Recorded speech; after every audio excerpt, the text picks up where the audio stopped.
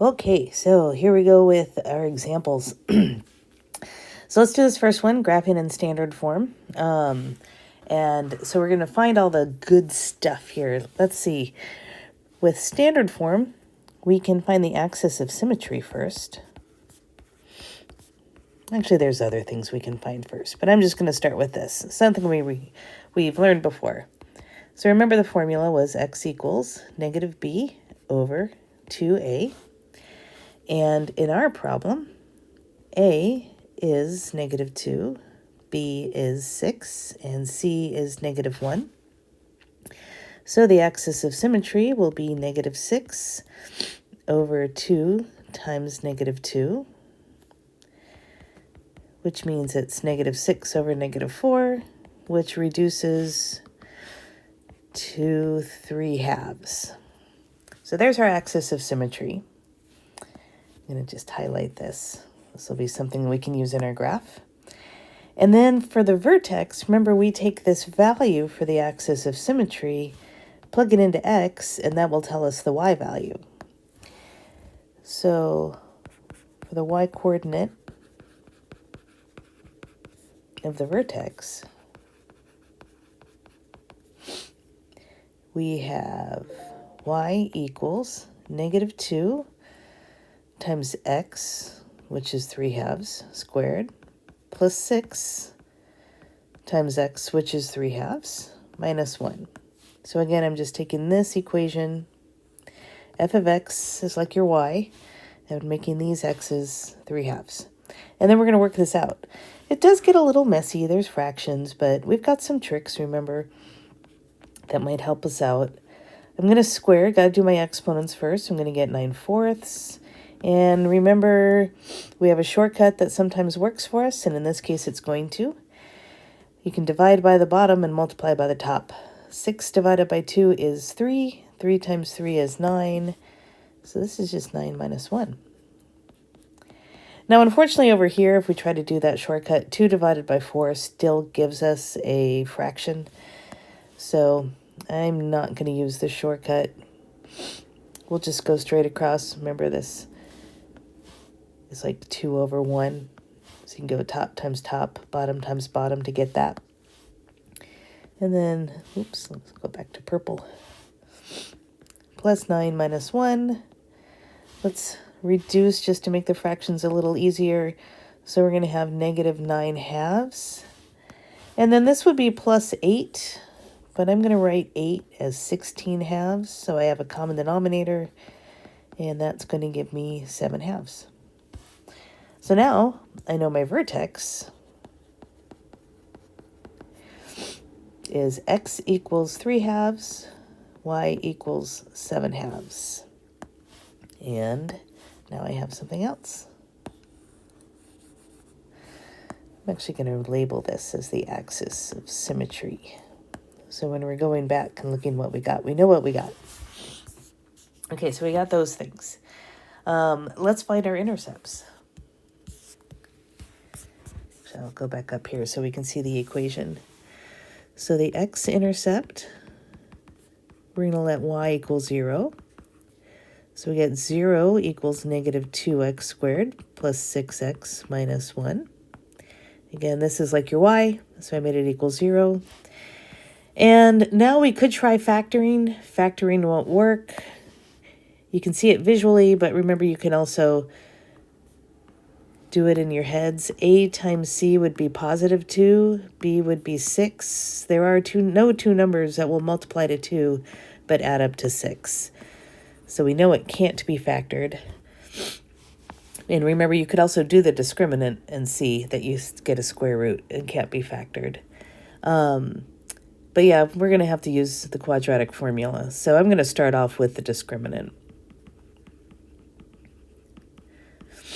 Discriminant, which is b squared minus 4ac. B is 6. A is negative 2. C is negative 1. We get 36.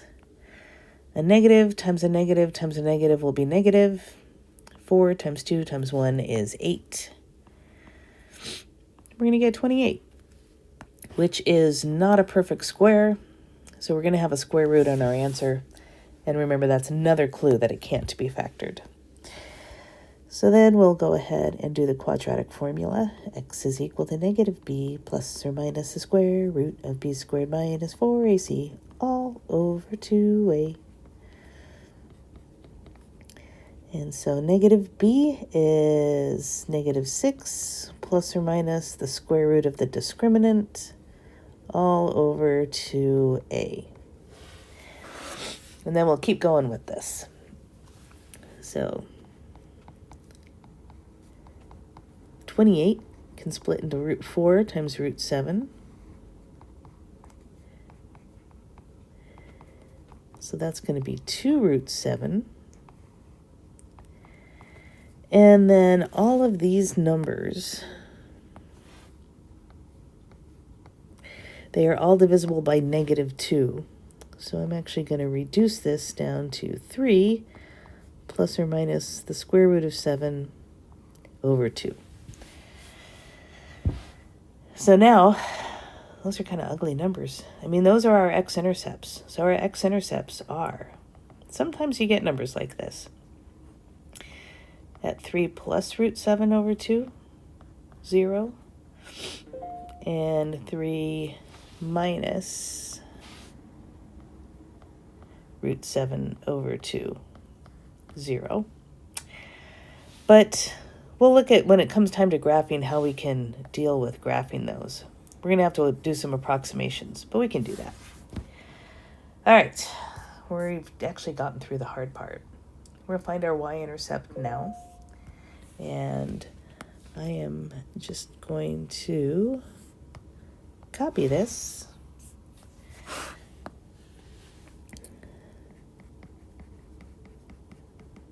To find the y-intercept, we're going to let x equal 0.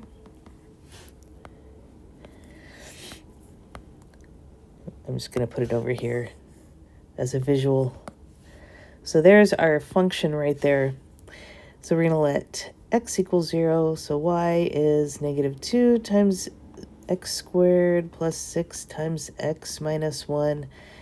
We just get negative 1, so the y-intercept is at 0, negative 1. Sorry, my work is a little all over the place here. I'm trying to make it neat, though. So we have some key stuff here. Another thing we can identify right now, and this is just really to help us see if we're on the right track, is this going to open up or down? And you can see that it's actually going to open down because a is negative. So it better work out that way. Okay, so let's talk about approximating our x-intercepts real quick. This happens sometimes when you get square roots. So if we think about the square root of 7, that is in between the square root of 4 and the square root of 9. And we know the square root of 4 is 2, and the square root of 9 is 3. And then you just kind of estimate where it is. And, I mean, for graphing, our graphs aren't going to be perfect. We want to make them as good as we can. But, you know, it's not going to be exactly where, like, it's closer to 9, so it's going to be closer to 3. You can't always assume that. That's for another day. But roughly, it's kind of in between. I'm just going to go ahead and estimate that as like 2.5. And I'm estimating, actually. So I'm going to say approximately. I don't know if you've ever seen that symbol. A little squiggly equal sign is approximately. So when we're going to estimate our x-intercept, for graphing. Why is this not writing? There we go. For graphing, if we're going to estimate 3 plus, I'm actually going back up here now, 3 plus root 7 over 2, I'm going to estimate that as 3 plus 2.5 over 2, which would be 5.5 over 2. Which would be 2.75. And then when we do 3 minus root 7 over 2, that's 3 minus 2.5 over 2. which is 0.5 over 2, which is 0.25. So this is where I'm going to estimate my x-intercepts to be. So let's put all this together and see how this looks. I'm going to set up my axes here.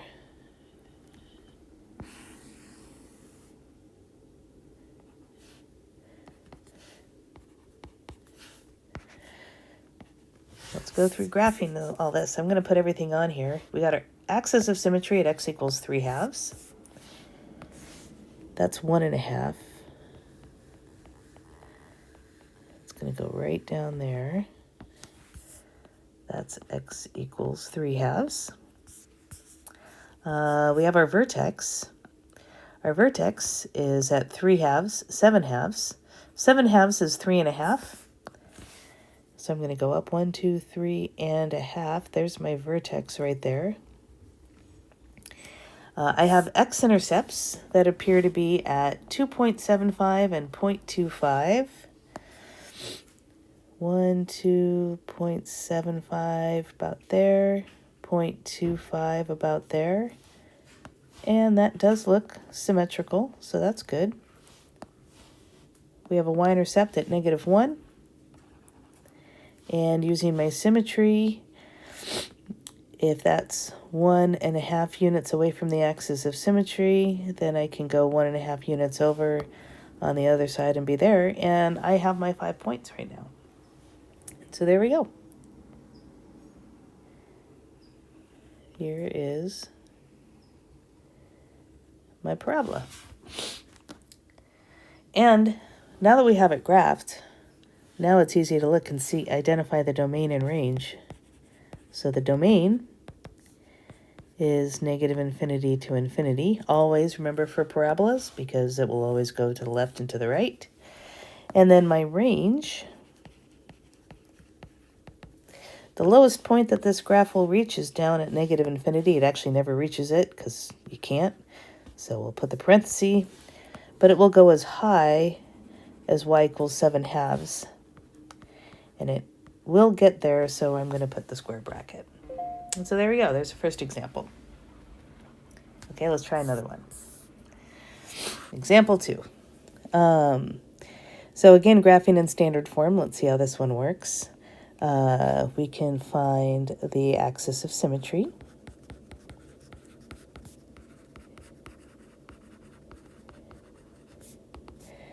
X equals, well, actually, I should identify A, B, and C. So the axis of symmetry is x equals -b over 2a, which is -4 over 2 times 1, which is -2. Find the y-coordinate of the vertex.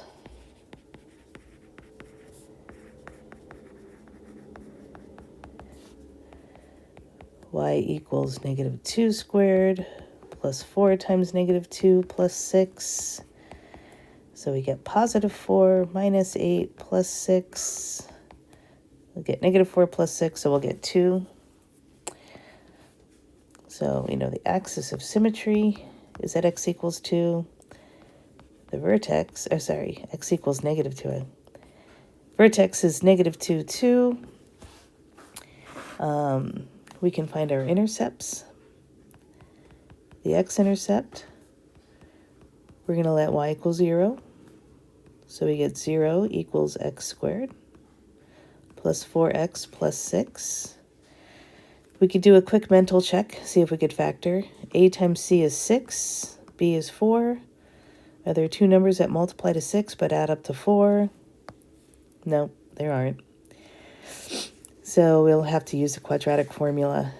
So the quadratic formula, we'll use the discriminant first.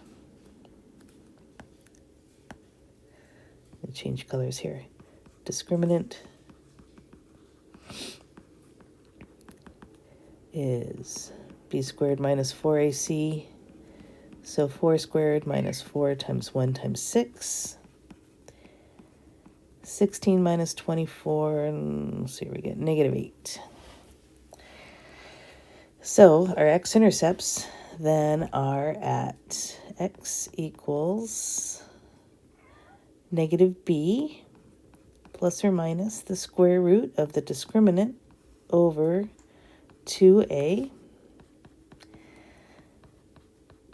Square root of 8 could be square root of negative 1, square root of 4, square root of 2. So we're going to get plus or minus 2I root 2 over 2. Divide everything by 2, we get negative 2 plus or minus 1I root 2.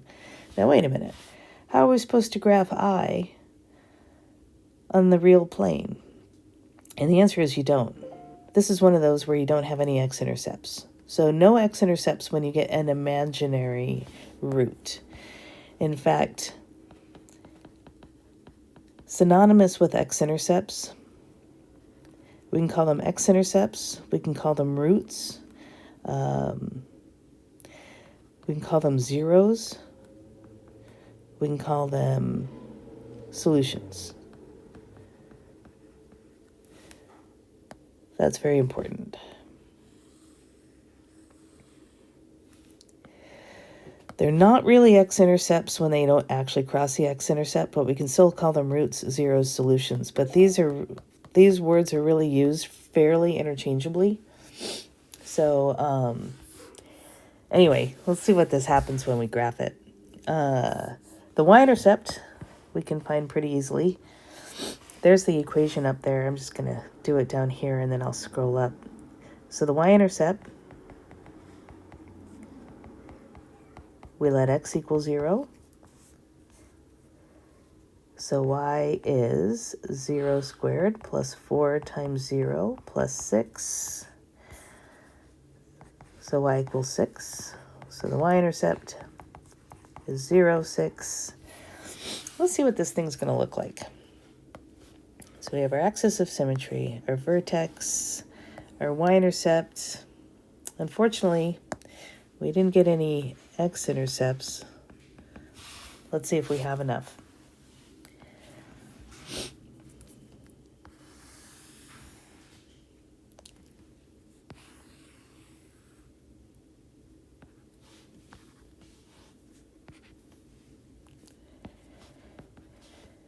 All right, so axis of symmetry is x equals negative 2.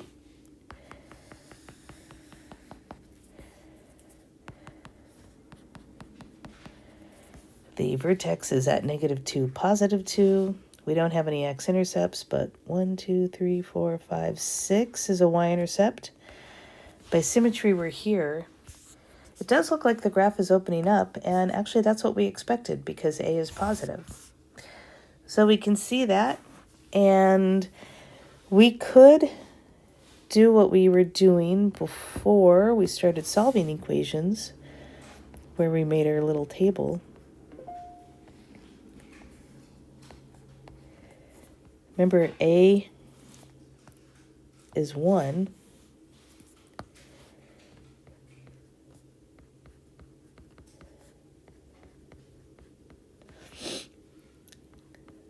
So starting from our vertex, if we go over 1, up 1, over 1, up 1, we know there's a point there. Symmetry is going to give us a point here. And then from the vertex, if we go over 2, up 4, oh, look at that. Wound up on our y-intercept. And there's our graph. Think about what the domain and range are.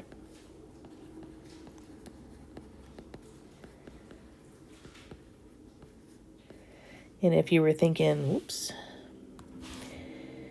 this, you were thinking right.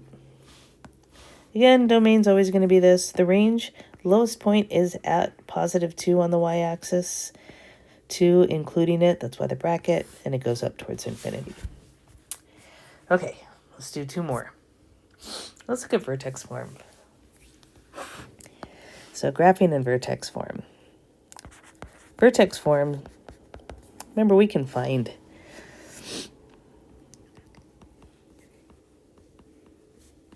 the vertex really easily.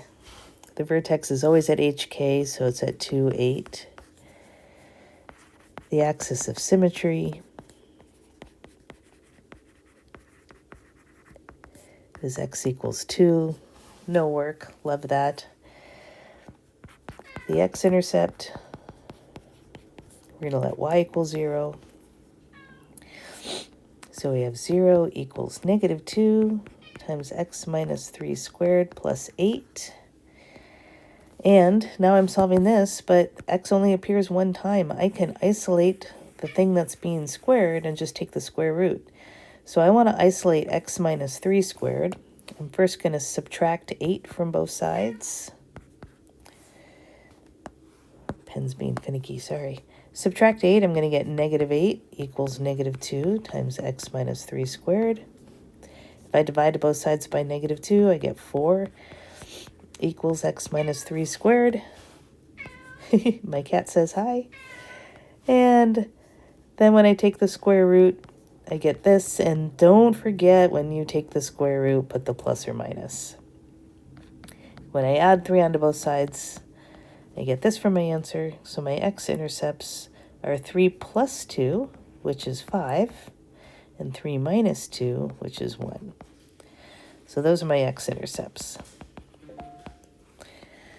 My y-intercept, we're going to let x equal 0.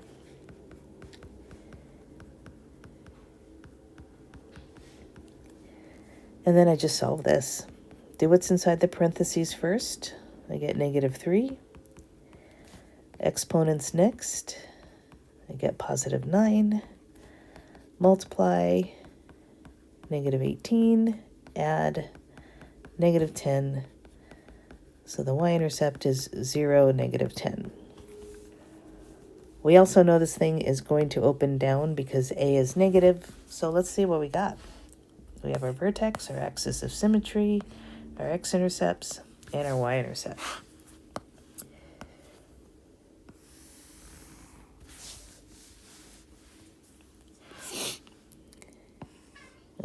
Actually, I think I'll leave this. Trying to squeeze it in here on one screen. Okay, axis of symmetry, x equals 2.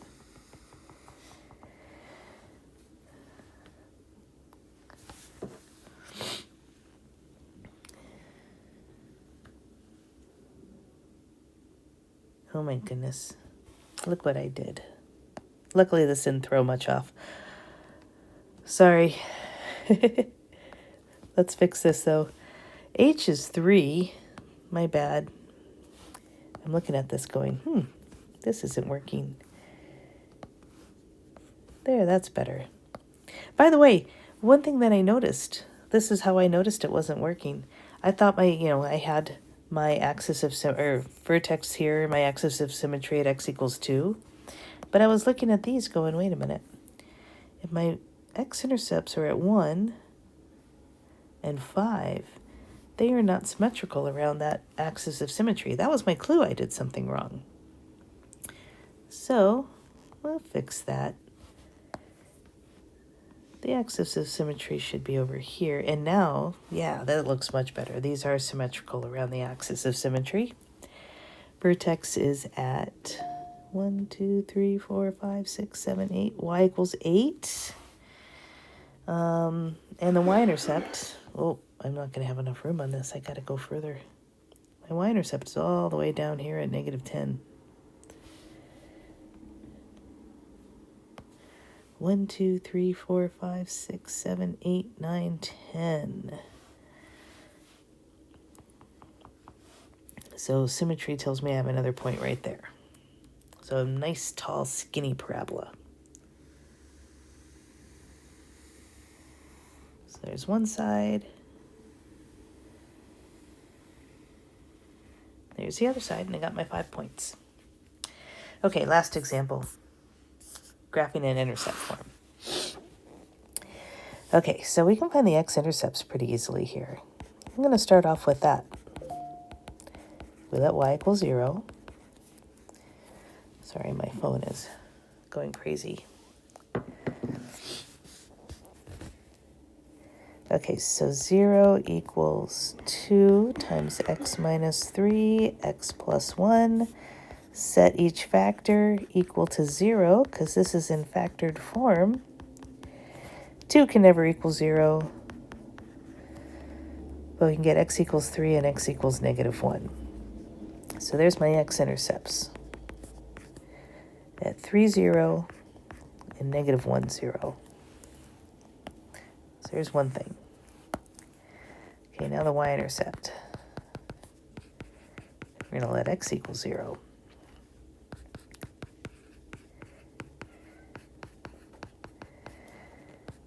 So if I work this out, I'm going to get y equals -6. So the y-intercept is at 0, -6.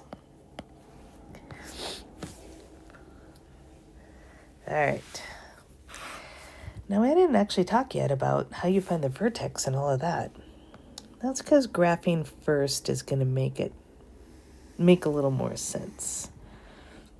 I'm going to go ahead and graph this thing.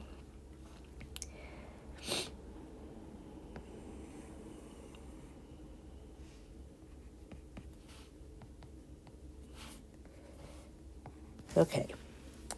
We have our x-intercepts at 3, -1. Can you look at this and see where the axis of symmetry is going to go? Pause the video and take a look.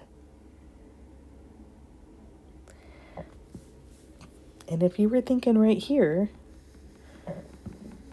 you would be correct. Because of symmetry, it's got to be right smack dab between the x-intercepts. So you find the midpoint of the x-intercepts.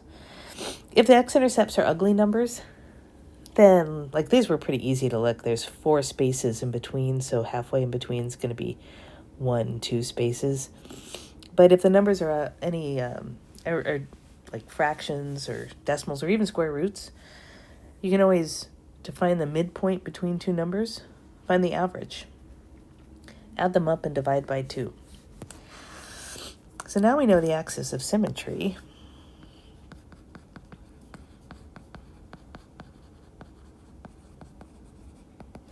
is at x equals 1. We just got that by looking. And then we can find the vertex by plugging in.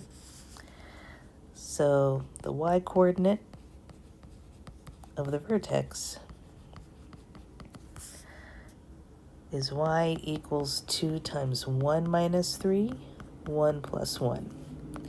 This is the x-coordinate for the vertex, and I'm letting x equal 1 in the original equation. Work out what's inside the parentheses, and we get -8. So now we know the vertex is at 1, -8.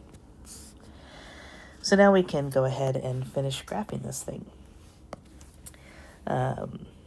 My y-intercept was at 1, 2, 3, 4, 5, 6. The vertex is down at y equals -8. Symmetry gives me a point right there.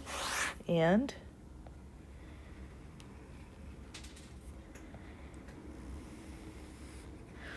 I have my parabola.